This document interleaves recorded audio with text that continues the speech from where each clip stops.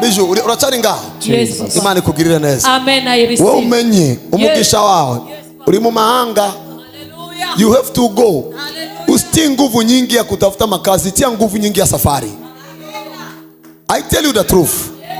Kuna siku wewe utakujaga kutembea mwa hii nchi watu wanakushangaa. I tell you what I'm telling you. Baraka zako ziko nje. Tia nguvu mkusafiri, hapana mkutumika hapa. Na kuhakikishia kamata energy yako yote itie mkusafiri. Biju, naona uko nje, Mungu ananiambia baraka yako ameamua kuiweka mbali na hapa. Utakuja hapa walokudharau wanakusabai kwa heshima. Gira micharanye. Bon appétit. Mubwire bon appétit. Tugomba tujye prophecy. Gira mugenza we bon appétit. Tugomba dufungure prophecy. Ni bande bakeneye gufungura prophecy. Ndatangaje kwa mateka ya wahindutse mu izina rya Yesu. Ninatangaza historia yako inabadilika kwa jina la Yesu. Kumanga wagona prophesy for you. Umuntu wese akeneye prophecy. Kila mwana anahitaji prophecy. Hari umuntu akeneye prophecy. Kuna mwana anataka prophecy. Ngore vyo nahamagariwe. Nitumike venye nimeitiwa. Pastor Ngore. Nitumike. Pastor Ngore kugeza abarundi bamenya ko uvugishwa jewe. Nifanye makusudi. Sawa. Igikomere mbonye mu mutima wawe. Kuna kidonda naona rohoni mwako. Igikomere cy'ibintu vyategerezwa kuba vyabaye birapfa ku munota. Bigusigira igikomere. Ubu rero kiretse kugira ubwoba no kubabazwa no kutarongogo, uragira n'ubwoba n'ukurondera kuko mubonamo igicapo cy'uwa gukomerekeje. Kuko ico giye marimo amaze kugura n'ibintu bimwe mwitegura kwinjira mu rugo. Salomon profetize. Ivyo ndiko ndavuga nivyo. Yenye nasema ni kweli. Ivyo ndiko ndavuga nivyo. Yenye nasema ni kweli. Sanzwe ko ari ivyo ngomba ko abantu bamenya. Urabizi ko ari ivyo. Unajua kama ni kweli. Na sale yari yarondewe. Na sale yari yarondewe. Eti na sale itafuta. Murabiha. Turabihamya. Mwese murafia meza. Yote mnavikubalisha. Kana prophesy. Kana prophesy. Prophesy. Taigo. None jana rindi muri o mariage. Mimi nilikuwaga mara mbonye muri komite. Uliniona kama komite. Ibintu vyari matangiza kugugwa. Na vitu vingepashwa nunuliwa. Igituma Imana igomba ko ndamuvugisha. Sababu gani Mungu anataka nimsemeshe? Imana igomba imukize ico gikomere. Mungu anataka nimponye. Imana igomba imukize ico gikomere. Mungu anataka mponye ico kidonda. Kuko ico gikomere. Maana ico kidonda. Nubu turiko turavugana. Na hivi tunazungumza. Iyo atanguye gusenga. Akianza omba. Shetani amwibusa iyo sena akaca yumva aracitse ndege. Shetani anamkumbusha iyo sena nasikia na kata. Kuko mbona yari yaragiye n'ahantu muri vile inzu ya mbere ya kabiri ya gatatu agenda gupima kanzu wari asigaye ko agenda umunsi wa mariage. Akaenda kupima kanzu palikuwa na bakende kuichukua kwa birapfa giturumbuka. Bikakufa kiugafla. Imana irandungitse ku buzima bwawe. Mungu ananitumana maisha. Ngo mwananje ndakuzi ndagukunda. Nakujua na kupenda. Mwananje ndaje kukugirira neza. Aho bagusuzuguriye niyo bagiye kukubahira uko bikora yakize. Vuga amen kugira ngo mbandanye ivyo narindi. Now tugire guca abandi bantu indwi wengine watu bumva ko banyotewe prophecy wanasikia wako na batonda umurongo ngomba nkore if you need prophet ba indwi saba utonze imbere we wize ndaheza kibuzima bwawe nabariki maisha yenu. Can I prophesy? Prophesy. Harura ko bakwiye indwi kuva mwatondeye bisi reka rero mutondere prophecy abantu bamenye yuko gutonda bibaho. Vuga nanje Yesu. Vuga nanje. Sema nami. My God. Félicitations. Mama yake njoo mnipatie ya mbiu binti. Ikidonda ni kizito. Ari bikomere bisaba ko munakira kubera kugumbigwa. Kuna vidonda vinabidi mtu apone kwa ajili ya kukumbatia. Mugumbire watura ukunyene prophet atakubisiswa atakamitana uragahura nuwawe nawe.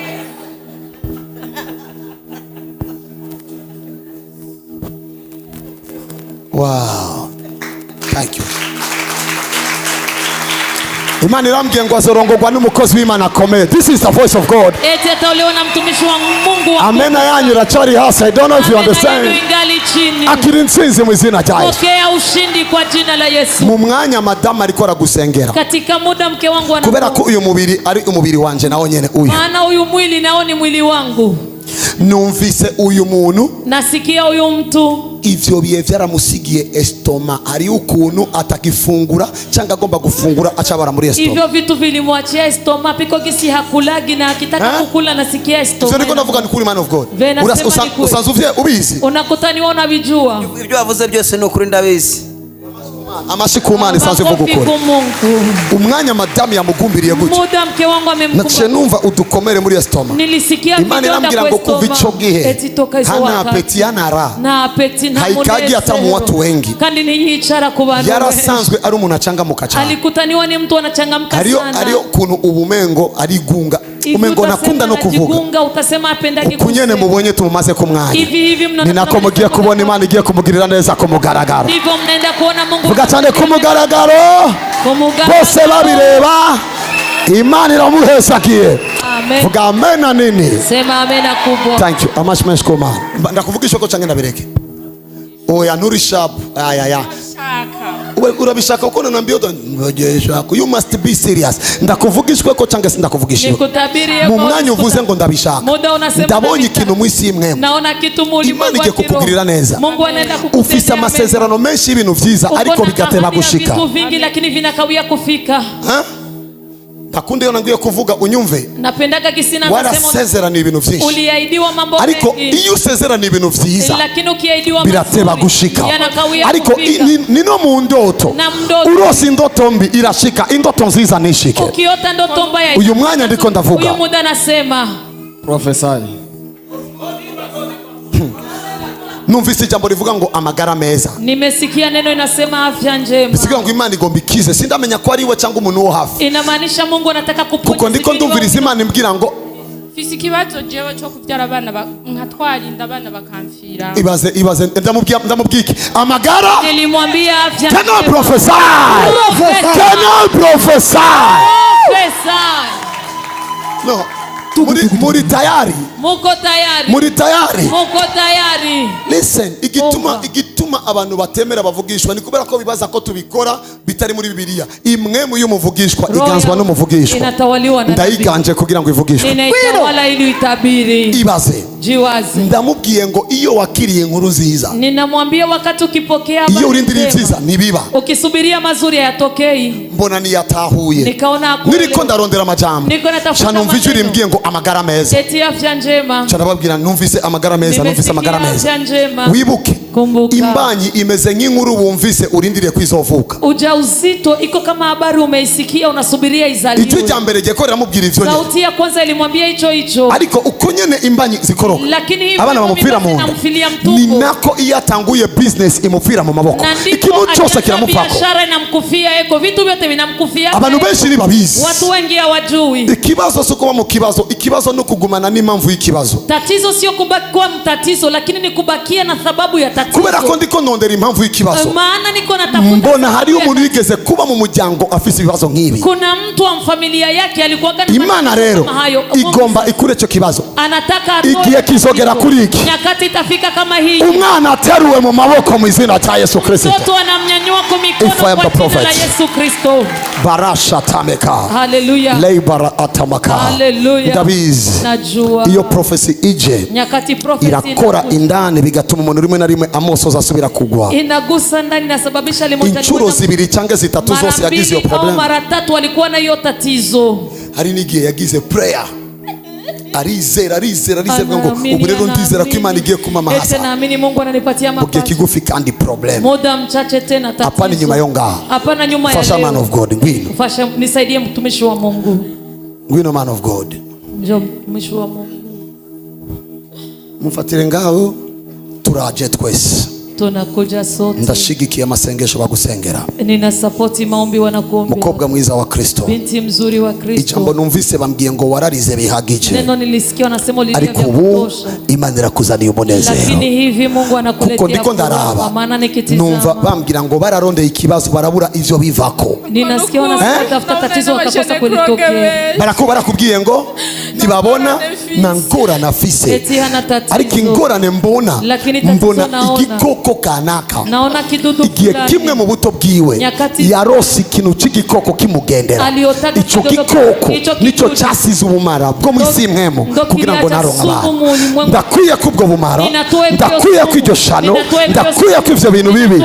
Felicitation, uzovyara neza, uzovyara beza mwizina kwa jina. Ari abandi bakiri ku murongo, aracari abandi wengine wangali kwa mstari. Kuva mwatondeye bisi mugiye gutondera prophecy. Kana prophesy.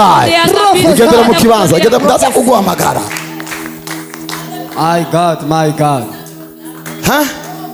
Jalema ya barahatam. Hallelujah. Tuzogera le seti seti. Tutafika le seti seti. Ndiko mvugishwa ngo kumengo. Ndiko ndiyerekana kama vile niko najionesha. Ofet, ari abantu muri ngaha mugiye kwambara bibaze ngo muriko muriyerekana, kumbe niko mugiye kubaho. Kuna watu wako hapa mnaenda kuvaa wanazania mnajionesha, kumbe mugiye guhindura imodoka bibaze ngo muriko muriyerekana, kumbe nibwo buzima bwanyu. Mnajionesha, kumbe ndo maisha yenu. Kwiyerekana, kujionesha ni kwerekana ivyo udafise, ni kuonesha venye hauna. Sisi ko mumvise mvuze, sijui kama hari abantu kuna watu mugiye kwambara kugeza aho bibaza ko muriko muriyerekana. Wawaze mnajionesha. Mu gitondo uzokwambara imwe, asubuhi utavaa moja, saa sita ushire kuyindi, saa sita utie ingine, ku mugoroba ushire kuyindi. Bacha bavuga ngo usigaye wiyerekana. Oya, nikomeze ndatangaje ko bikubaye ko bizina ryayo kwa jina la Yesu. Ni bande bagikunda Yesu bavuge Yesu. Wanapenda Yesu waseme Yesu. Ngwino. Le maro jamako. Prophesy. Uraza gutangara. Yes. Look at me. Yes. Ndaje kukuvugishwa kwa urakeneye prophecy? No. Nyereka kukeneye prophecy. Umuntu akeneye kintu aragara. Hivyo koko muna ninda keneye prophecy. Amwereke kuno. Prophecy amuonesha kisi wanaibu. Prophesy. Wabonye abantu bakeneye prophecy.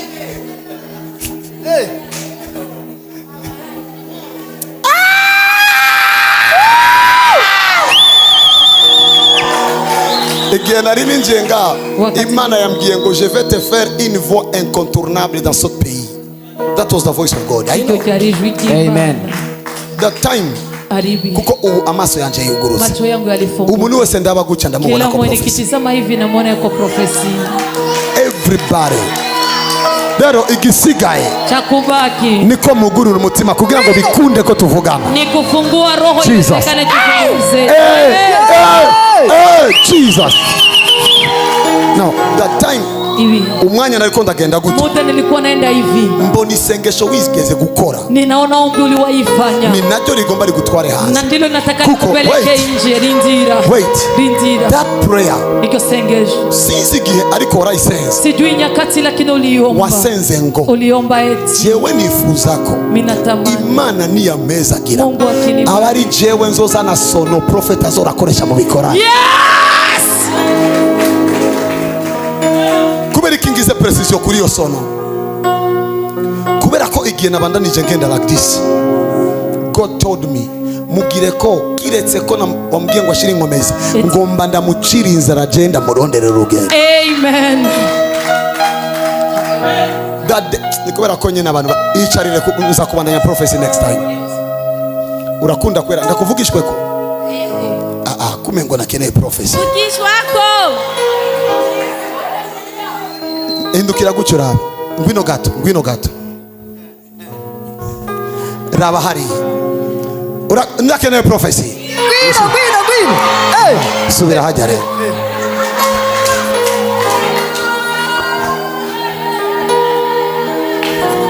Mama anacheka sana. Urakeneye prophecy? Ego ndaikeneye. My God.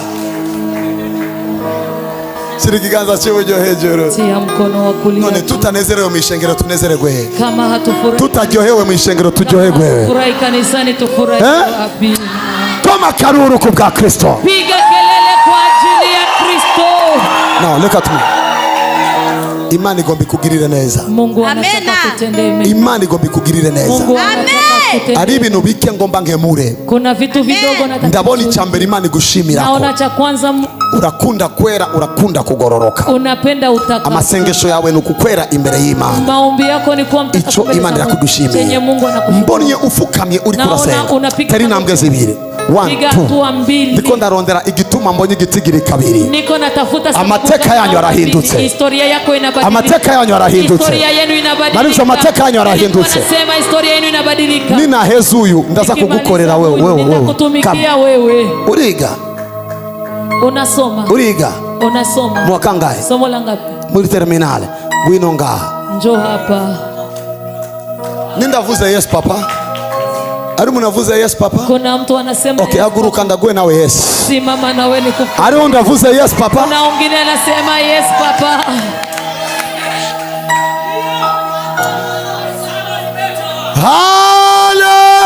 Hallelujah!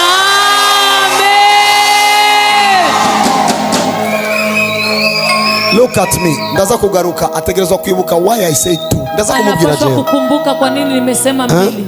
gitigiri kabiri cengira kabiri kuri papa wanjye. Wowe ugira kabiri kuri papa Mimi ni wawe. mtoto wa pili. Tera indi ntambuko. Piga ingine Can I hatua. prophesy? Profesa. Ibaze namuravye mbona arateye intambuko zibiri. Nilimwona napiga hatua mbili. Kumbe ni wakangaye kuri papa Kumbe ni wewe. wangapi kwa baba yake? Prophet acha umwana wa gatatu kuri mama we. Namubwiye atari intambuko ya kambere Nilimwambia imwe. apige Kabiri guteranya gatatu ni kangahe? Pili kuongeza moja ni Kabiri guteranya rimwe ni kangahe? gatatu. Ni wa kabiri kwa papa wiwe. Ni wa kangahe kwa mama Ni wiwe? wangapi kwa Wa gatatu. Can I prophesy? Pesa. No, ni bari aba bantu bo ngani bo bari tayari. Ndaje kuba ari tayari. Ndaheza ubuzima bwanyu. Listen, Inabariki maisha yenu. I love prophecy. Ibaze guhagarara imbere y'umuntu ukabona arateye intambuko zibiri. Unaona anapiga hatua mbili. Ukambwira ndabonye intambuko zibiri. Unamwambia naona hatua mbili. Baramubaza. Wanamuuliza. Ndio mwana wa kabiri kwa papa Eti wanjye. niko mtoto wa Ndambwiye pili. okay. Tera intambuko yindi. Piga hatua nyingine. Nteranye kabiri guteranya rimwe. Mbili Gatatu. kuongeza moja na Uri umwana wa kangahe kwa mama uko wawe? mtoto wangapi kwa mama Umwana yako? wa gatatu kwa mama wanjye. Mbandanye cange ndindire. Go deeper. No. Ukuntu uvuze bandanye. Ndashoboye gufata imodoka nkataha. Gisi unasema endelea naweza kamata gari nikae. Nabonye ko biza kugorana ko naha kubera ko nazananye n'ishirahamwe ryo mu nzu yanje kuko kugira ngo Niliona kama ngende vitasumbua kwenda maana nimetembea na association ya nyumba yangu. vya bindi namanigirisha mu bikorane ngo ndasohoza Vile najifanyishaga mkutane tena toka. chanda binyuma Natizama nyuma. none ngiye None sasa naenda wapi? kumunataha muhira osiga muhira ugacutahaye. Mbona mtu anaendaga nyumbani utaacha nyumbani unaenda wapi? Navuze ikiru now mbona ariko arasenga Naona anaomba. yinginga asaba Imana ngo Mana Anasi anaomba Mungu. nagomba ko noneho Nataka ivyanje sasa bishika vyangu kuko hari vitimie. ikintu cyo kiratevya amasezerano ku buzima bwiwe. Maana kuna nyakati ziko zinakawiza Uri kuranyumva? maisha yake.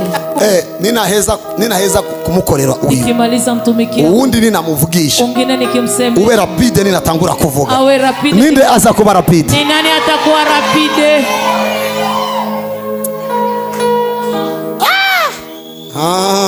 Jesus. Yes. Mbonye uri kurasenga. Naona. Urakunda gusenga for sure. Unapenda kuomba. Ariko mbonye uri kuraririra Imana ngo Mana biratevye nagomba ko amasezerano aceka. Naona uko nalilia Mungu nyakati. Ndiko mvugana n'umwana wa kabiri. Nasema na Ndiko mvugana n'umwana wa gatatu kwa mama wiwe. Kwa mama yake. Amina. Wait. Kubera iki umengo ndabonye apana sivuze abasore kuri ndiko navuga muri famille. Naona mfamilia. You see, bwira mwicaranye. Ambia aliye kando yako. Ndakuvugisha ko nanje, mubwire ndakuvugisha ko nanje. Mubwire nabonye kutanyemera. Niliona kama unita. Mubwire ari kuba prophet ari guca usimba, mubwire aisi. Profete ungeruka. Mana heza gira rino shengero. Mungu bariki kanisa. I see like two brothers. Tabona wangu babiri. Ndaheza ubuzima bwanyu. Na bariki maisha yenu.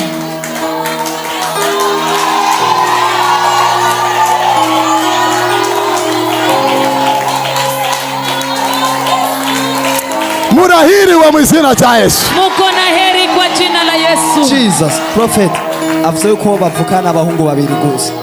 Wait.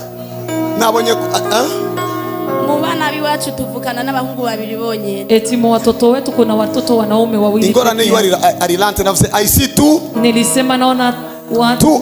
Navuze mu Cyongereza. Navuze I see two brothers. Muvukana n'abahungu bangahe? Tuvukana n'abahungu babiri. None je mvuki wabo? Mimi nazaliwa kwao. Kubera iki ndiko ndazana information nyinshi? Kwa nini naleta information? Ivyo vyose siyo prophecy. Ayo yote siyo prophecy. Iyo ni preuve igomba imwemeze ko ndiko ndabona ivyo ndamubwira. Iyo ni prophecy namubwiye. Nilimwambia. Amazigiye asenga. Anamaliza wakati anaomba. Ariko avuga mana ibintu biriko birateba biriko birashika. Nasema Mungu vitu prophecy mfise. Imana imbwiye ngo ndamubwire. Yuko ibintu bigiye gushika ningoga na ningoga. Félicitations, félicitations. Amashi menshi cyane ku Mana. Makofi mengi zaidi kwa Mungu. Ari undi? Kuna ungine. Ari undi? Wewe wavuze ngo wigahe? Terminal. Urahiriwe. Unaheri. Kuko si benshi bapfa kurangiza amashuri aho hiyo ahiwanyu. Sio wengi wanamalizaga masomo kweli. Félicitations. But I don't know why. Ariko sinzi gituma. Urashoboye kuba wigeze kwifuza kwiga ikiganga ariko bakagutwara mu zindi nyigisho. Unaweza kuwa umetamaniaga kusoma kiganga wakakupeleka mu vingine vitu. Ayayaya mbandanye change nidire gato.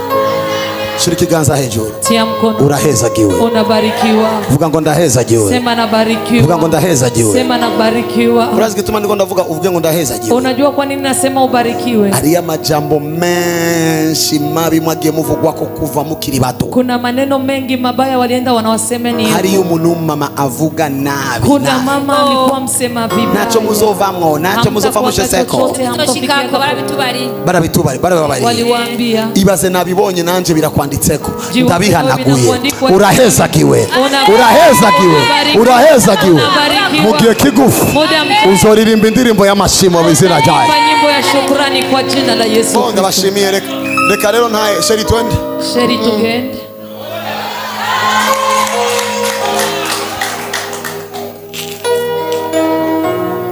I don't know if you understand.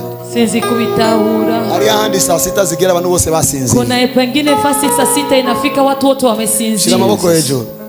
Prophet avuga yuko ivyo yiga sivyo yarashaka ko yigira. Ivyo yiga sivyo yashaka kwigira. Félicitations. Imbere yawe ni heza. Mbele yako ni pazuri. Ndabona Imana imwemereye niyaheza amashuri azogenda kwiga Canada. Genda wicare. Ninaona Mungu anamkubalia akimaliza masomo atasomea Canada. Kaketi. Urakunda prophecy? Unapenda prophecy? Uko niko wakira prophecy. Hivyo ndio kisi unaipokea. Urakeneye prophecy? Unahitaji prophecy. Hindukira nganda kwe. Geuka hivi ni kwa. Linda keneye prophecy. Okay, wabonye. Sura. Urakeneye prophecy? Nimba kino gikundwa prophecy ni finale. Kama kuna kinachopendwa prophecy ni finally. I bless you. Wiga mwaka ngahe? Unasoma somo la ngapi? Wiga muri WTM. Somo la 8. Sinza kuvuga vyinshi deja n'umwana muto. Kumwana muto uza gutangiziye prophecy. Kwa mtoto mdogo utapana prophecy gani? Kirese kumubwira ko azo umuntu akomeye mu gihugu. Kutoa kumwambia kama atakuwaga mtu wa nguvu mwingi. No kumubwira ko kera yahora bitora ku ishure ariko ubu bisiga bimugora. Na kumwambia zamani alikuwa nabiweza shuleni lakini hivi vinakuwa vigumu. Mbandanye change ndire gato. Niendelee au nisubirie kidogo? Avuze yuko kera warubitora. Zamani ulikuwa unaweza. Ariko ubu bisigaye bikugora. Hivi vinakusumbua. Nivyo change sivyo. Ni kweli sio kweli. Ibaze uracari muri WTM ariko utanguye no kugira ubwoba ukavuga ninashika muri 9 mbega nzobitora ku ibintu bisigaye bingora. Cyane bimugora ni matematiki. Sana matematiki ndio inamsumbuaga. Nabonye kwishengero rimaze guhaga mana ko bahaze ngende. Muracyashonje. Ameshiba niende. Remember. Ibuka. Navuze uyu n'umwana muto namuvugisha ko ibintu byinshi gute. Nimesema ni mtoto mdogo ntamtabiria kwa kumubwira ko azoba ukomeye. Bila kumwambia atakuwaga wa nguvu. Nuko yahora bitora ariko ubu bisigaye bimugora. Alikuwaga na biweza hivi binakuwa binamsumbua. Cyane matematiki ni kugora. Sana matematiki ndio inamsumbua. Matematiki irakugora cyane. Inakusumbuaga sana. Ku buryo iyo hari ikibazo cha matematiki ugira nubwo bukajugumira. Pakikuwa exam ya matematiki unatetemeka. Agafaransa uragerageza. Na Kifaransa unajitahidi. Ikirundi cyane Ikirundi uragitora. Kirundi unakiweza. Ariko matematiki irakunanira. Inanishindaga. Ibaze kumenya ko umuntu ananirwa matematiki. Jiwaze kujua mtu kama anashindwa matematiki. Imana yomenya ko umuntu yonanirwa matematiki. Yonanirwa kumenya ko mu ndwiza uzoronga miliyoni 200 cyangwa 120.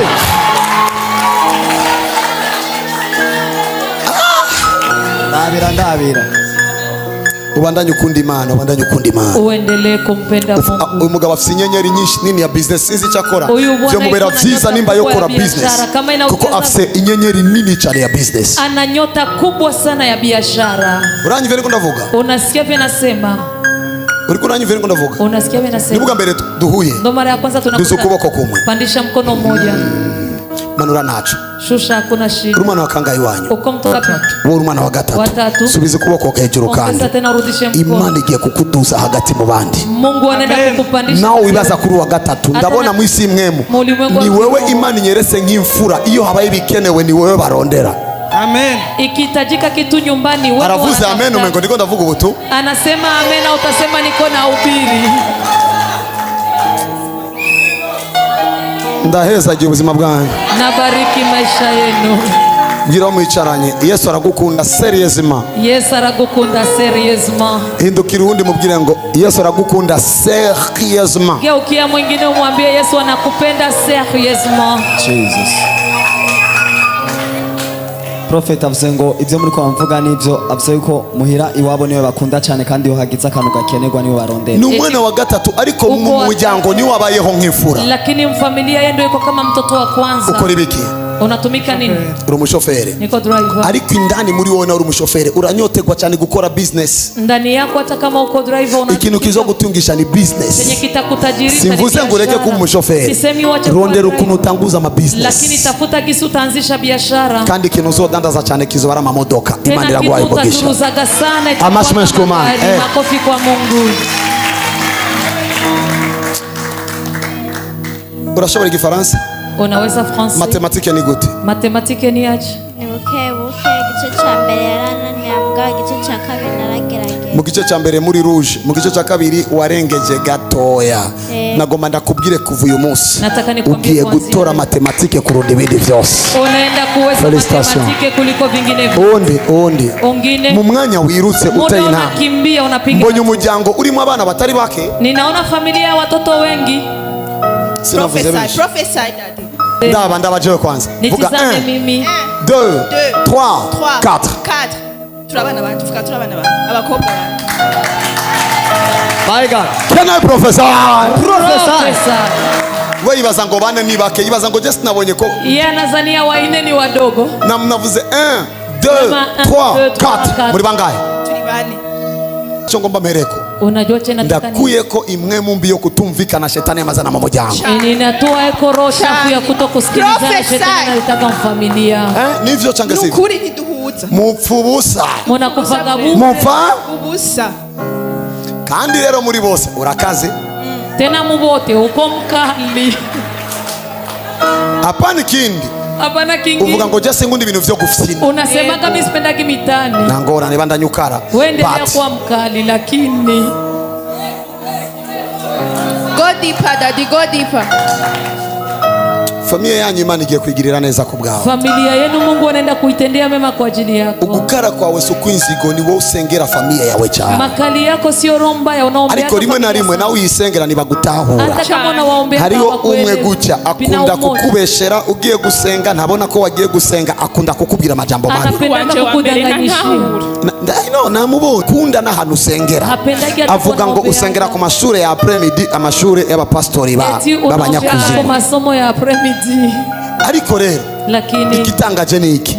Uramusengera cyane, urakunda familia yawe cyane. Unamwombea kujya gukara nabonye si ugukara kw'inzigo. Ubabazwa nuko ubasengera cyane ariko bakaguhagurukira. Unaumizwa na kesi unawaombea sana lakini wanakuinukia.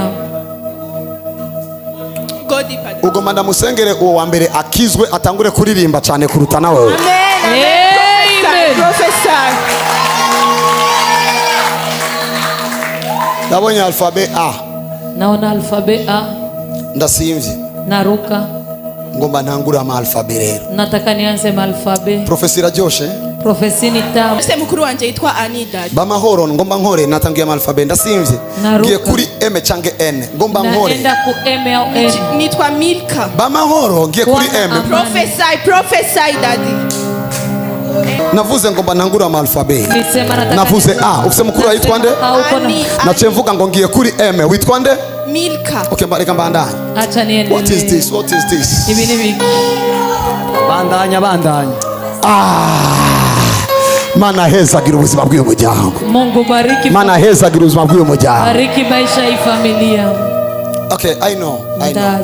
Ige navuze ngo simbiye kuri M navuze ngo simbiye kuri M na N. M na N. Umuryango twese twitwa Ndikumana. Okay, I know. Ariko ndondeza bandanye change nendele gato. Niendelea au nisubiri kidogo? Gira mugenzi wawe. Prophet aringa. Gira undi prophet aringa.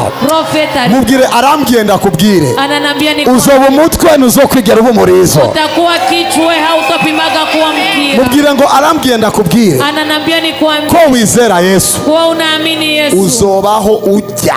Utaishi unakula. Ari umugani mubi w'ikirundi ngo uzopfuja nje ngomba gupfa kugira ngo nje muzobaho mujya mwizina tayo. Utaishi mnakula. Familia yose mwitwa N.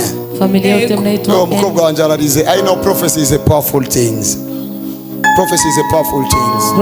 Prophecy is a force nyinshi. Iko na nguvu nyingi. Rimwe na rimwe nuvuga nashoboye kwimetriza ariko uko urabwira ushoboye kubona ariko ararira ariko araboroga kuko prophecy ni ikintu kiba à l'intérieur. Kandi rero prophecy nicyo gituma abantu benshi badakunda aba prophet.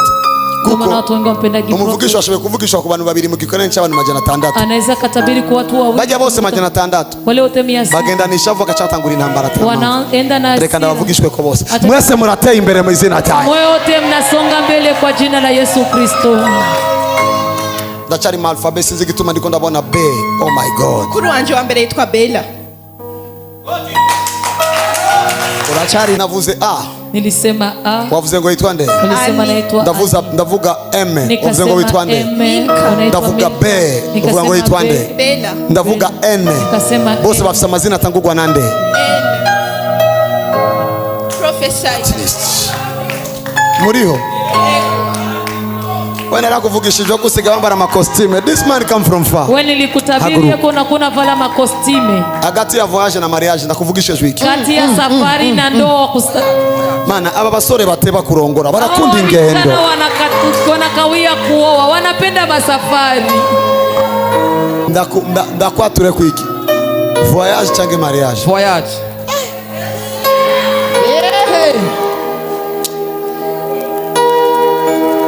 I know. Fear not. Kuko warasense uravuga mana. Uliomba ukasema Mungu. Mariage no ikora entre 2018 kumera change muri 2019. Ndoa nesa 2028 change muri 2029. Uko nyene. Yakubwiye uko nyene. Change yibaza ko wabimbwiye wa Musa. Tworonga mwanya wo kuvuga mariage yawe wa muhungu. Dufite ibintu byinshi. Ndaheza ki ubuzima bwawe. Ninabariki maisha yenu. Abwira Imana ngo ndakeneye kuzogira mariage mu mpera za 2028 change muri 2029 mwisho wa 2028 kubera ko yifuza ko yofata urugendo afashe urwo rugendo yifuza ko aho hantu yomara imyaka 2 adataha ariko ararondera kugira ngo agire icyo yishikanye. Amalize miaka 2 harudi Burundi lakini kwa anatafuta vya turumuwe urwo rugendo. Ego urabire cha urahiriwe kuba Salomo avuze ego kandi Salomo ari mu bapastori bawe. ari muri processes. It is done. Félicitations. Birabaye. Bon voyage mon fils. Urugendo gwiza muhungu. Uzotera imbere. Utasonga mbele. Ari kintu umejeje kubona kama. Kuna kitu namaliza kukiona. Mbonye mu migambo fils. Naona mipango yako. Kirese ama projet uvuga ngo. Kutoa ma projet unasema. Uzokora ibintu byo kwiteza imbere bucungu. Unafanya vitu vya kujisongesha. Ari projet isa niri mu mutima. Kuna projet iko kama iko rohoni. Igituma ngoma ndayivuga. Kwa nini nataka niiseme? Ni projet uvuga ngo. Ni projet unasema. Navuye aho navukiye nk'umuntu atacamaze. Uzohubaka inzu izoguma ari cibutso bamenye ko ari uko nyene nacubeshe. Can I prophesy? Kugira ngo ndakwemeze yuko mbona kahise nakazoza. Iyo uri kurasengera abana ubwira Imana ko ugomba yuko utazorenza abana 3. Hautakagi uzidishe watoto 3. Mbandanye change nindire gato. Niendelea unisubirie kidogo. mumalizie papa. Ndaheza ubuzima bwanyu. Nabariki maisha yenu. Muri Sabaoth Church kenshi Sabaoth Church mara nyingi. Ibazi gituma nakunda gutanga prophecy nyinshi. Ndatanga prophecy zo ma declaration. Napananga prophecy declaration. Cyo tuma wabonye hano ndiko ndavugishwa ku bantu kanaka batandukanye bajya nahereye ko bose nta numwezi. Wale wenye nilianza eko sijui hata. Nico gituma noroherewe kuvugishwa ku bandi kuko ucumenya ngo this man arabona. Ariko igikuru suko mbona. Kikubwa sio. Igikuru nuko Yesu wawe ashoboye kutanga amaso abona. Amen. My son. Ndeme. Nakubali. Mwisi imwe mu ndavyeme no kwisi. Ulimwengu wa kiroho na dunia. Voyage yawe irabaye. Safari yako inakuwa. Kizokwemeza bizoba mu buryo bworoshe biruta uko vyibaza. Itakuwa kwa rahisi kuliko gisi unajiwaza. Na achani malizio. Balesh kabana huza kata para ata kalishna Prophesy. ndanezerewe. Urazi gituma nakufye kuri wewe nagaruka kuri uyu ni kubera ko mu masengesho yawe hari isengesho usaba Imana yuko yo kureka ugende mu mahanga kugira ngo ubinyishe familia yawe. Unaombaga Mungu akuache uende nje uwe jibu ya familia yako. That's a prayer. Kubera kireri Imana yankubise kugira ngo ngende kuri uyu. Kwa nini Mungu kugira ngo ninjire mu vya voyage nsubire mbone neza ko yifuza voyage. Ili aingie mu vya voyage nijue kwa nini anahitaji voyage. Nivyo usengera. Ibaze quelque part warandise Canada fiancé none ugenda hano. Canada. Uko nukuri Imana iravyemeye. Mungu anabiti. Imana iravyemeye. Uri umwana mwiza. Uko mtoto mzuri. No mu bantu hagati. Hata mu watu bakuzi kuri umwana mwiza. Wanakujua uko mtoto. Kimwe bakuziko. Kingine ufise umutima wo kwitangira abandi. Uko na roho ya kujitolea. Ahandi bakwita umuhepi. Wengine panakuita mwenye furaha. Niko bimeze. Kubera kuvuze ego reka ndakurabire nawe. Acha nikutizamie na wewe. Mafi. Wewe ndaza kugwa prophecy. Ariko goma ndagukure ko iki kigabo ko kirakwiruka ko kigomba kugukura mu zira y'Imana. Acha nikutoe ko chikimwana kiko kinakukimbia ko kinataka kikutoe mu njia.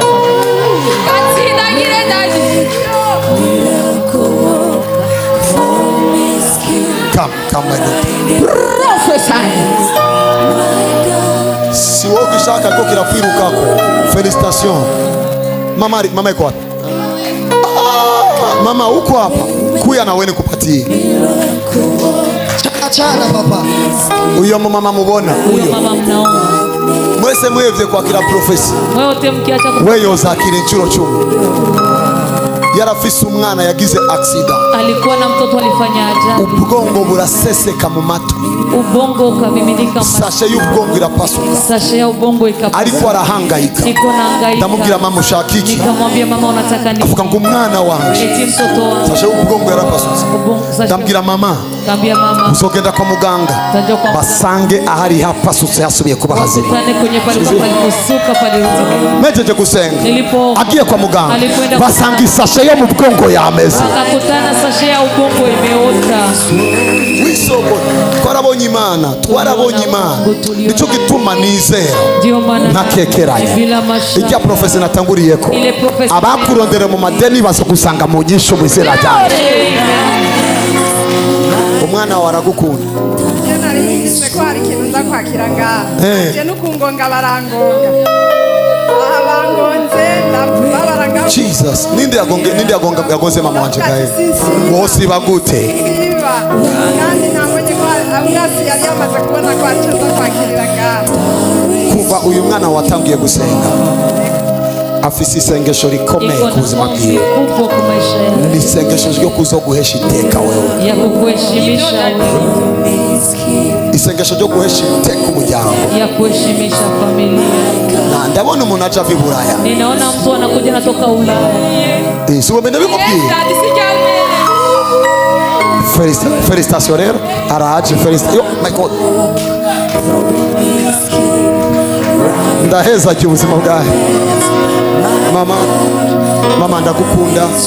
Imana igukirire neza muvyeyi. Kutendee mema mzazi. Reka abana bawe bose bakubera inyungu. Acha watoto wako wote wakubere. abana bawe bose bakubera umugisha Watoto wako wote kuko wakubere. nawe urababera inyuma. Mama kirese ko wavuze ko bakugonze nga imbere yuko banakugonga wari umaze iminsi wumva kuba baranga urakize Unapona. urahezagiwe. Unabarikiwa. Indege ya mbere uzoyifata kubera abana bawe uzobugiye kugira voyage. Kwanza utakamata kwa ajili ya watoto wako. Sinzi uwariwe ariko mu bana bawe hari umwana akunda kukubwira ngo mama jenzo gufatira indege ufata indege. Mtoto wako anakuambiaga ndakushikiaga ndege. twese cyane cyane ujya turirimba muri kohare Shela. Shela Kwimubwira. aramubwira mama we gute? Yes, daddy. Amubwira gute? Daddy ngo mama nzo kugura imodoka nigeza kujya no mu ndege kurangiye. Félicitations mama bizoba uko nyene.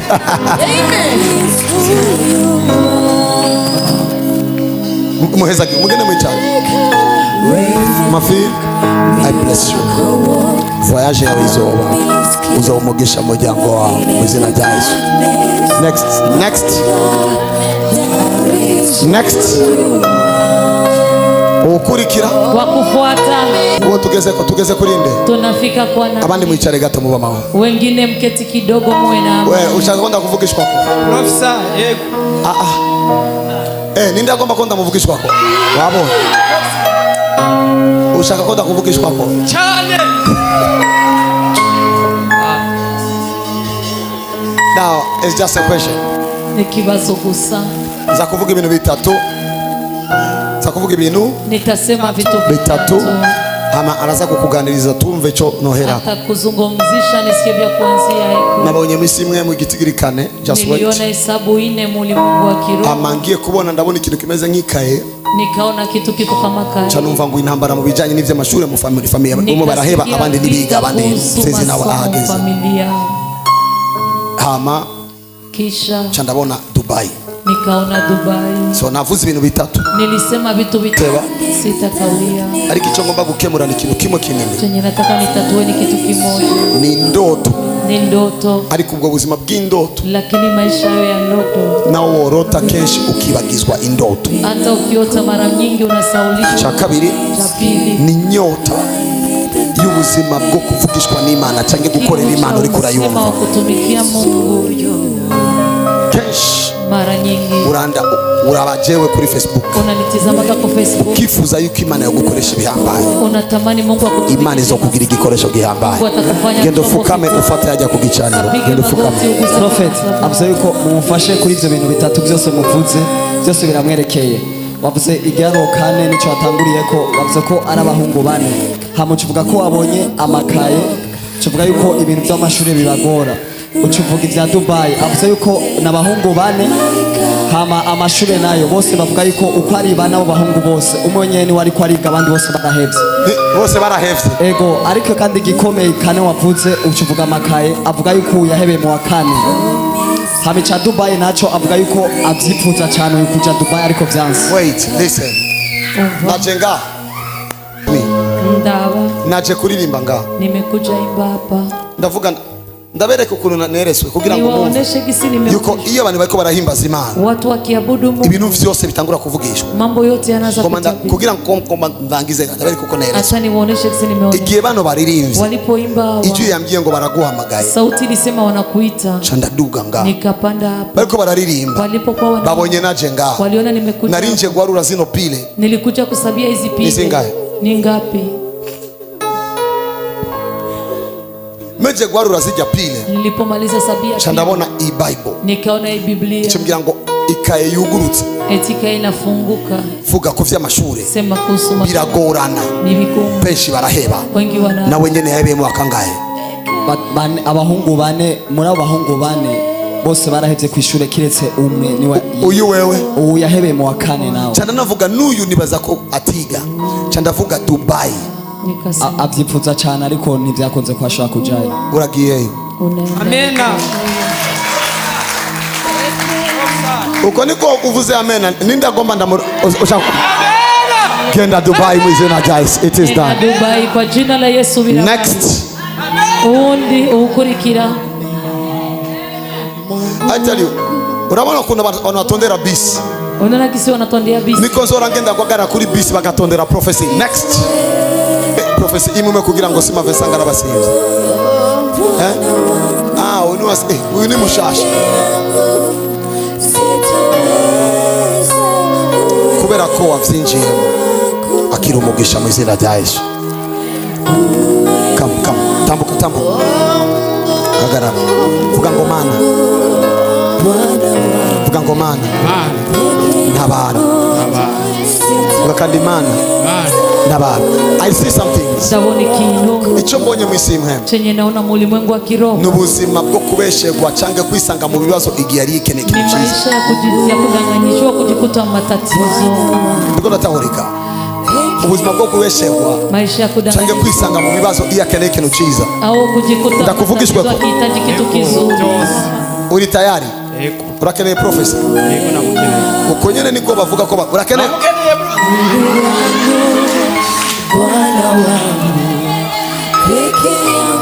Navuze gutya ubayeho ubuzima aho bakubeshera kenshi, Wanakudanganyisha kandi sana. igihe cyose urindira ikintu cyiza wisanga uri mu bibazo. Tena kila wakati ukisubiri kitu kizuri unajikuta. Ivyo ndiko ndavuga nivyo. Venye nasema ni kweli. Ikindi Kingine ni kintu cy'amacica amasezerano, iyo ugomba winjire mu bintu birapfa bikagarukira mu buzima.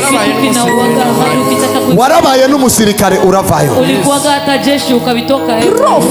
Igorore nk'umusirikare, ndakuvugishwe ko igorore nk'umusirikare. Jinyooshe kama jeshi nikutabirie.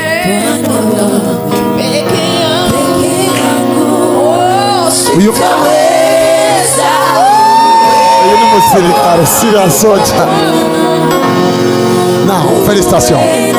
Ndakwatuye kumugisha.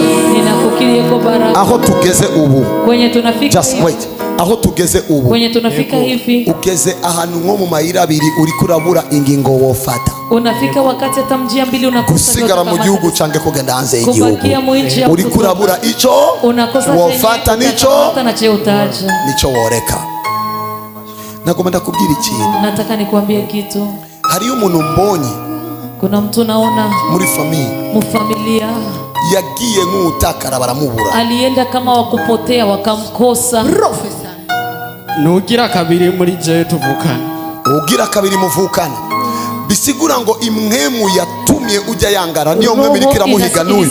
Yama yiyumva yuko yosohoka agende na hatazahagiye afuma agenda batisi. Ivyo mvuze nivyo cyangwa sivyo? Yenye nasema ni kweli sio kweli. Aya marori wambaye urayakunda cyangwa goya maso? Haguruka. Kubera iki wokwemera kuguma goya maso wabaye protokole muri kino gikorano? Wayambaye kuva ryari? Kurayo. Mana senga, mana nkorera. Aya maso ndayakore operation y'ijuru arakize. Felicitation. Ari umuntu ashaka prophecy? Navuze hari umuntu muri famiye kuna mtu yavumbutse aragenda ntiyasubiye kubona. Imyaka 13 tutamubona. Imyaka 13 batamubona. Iyo mwemu irikira muhiga kugira ngo yisange yagiye. Iyo roho iko inamtafuta. Nabonye izina Senga Celestin. Niliona jina Se kama Celestin. Can I prophesy? Change ni prophesy kuri Celestin. Au ni prophesy kwa Celestin. Uzeko mujyango hari umuntu witwa Celestin. Umuryango iwabo hari umuntu witwa Celestin. Okay, turekane n'uwo mu miryango. N'uyu ari ngaha yitwa Celestin. Mubwire bite Celestin. Muramutse bite Celestin.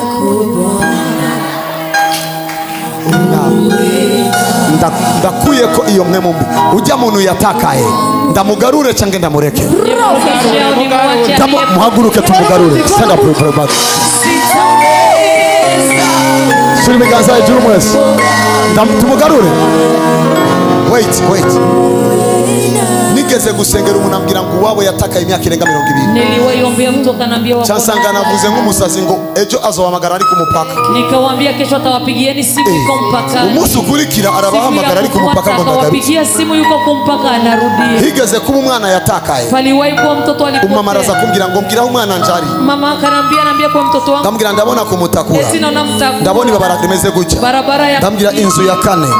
Genda ubaze bajya abantu baraza kukubwira aho umwana ari. Wende ulize watu watakwambia kwenye mtoto. Arajayo. Akaenda. Ndambwira ngo umwana wanje ari he. Eti mtoto wangu yuko wapi? Ndambwira wowe urasaze. Wewe unasaza. Ngo umuvugisha wambwiye ngo mbaze nganye. Niambia niulize hapa. Ngo ivyo birabaho. Hivyo vinatokeaga. Twebwe nawe dufise. Ubwo nyene. Umwe mu bantu bo muri uwo muryango baramutelefona ngo twatoye umwana abandi. Ariko abimenyera ngaho agenda gutora umwana wiwe. Oh yes. yitwa nde uwo yatakaye? Yitwa Elise, izina ryiwe irya kabiri naryo nzi kubera yagiye kera. Yagiye kera, yitwa nde? Elise. Elise. Hamagara Elise. Elise. Muhamagare kandi. Elise. Muhamagare kandi. Elise. Muhamagare kandi. Elise. Mu mezi ane aragarutse.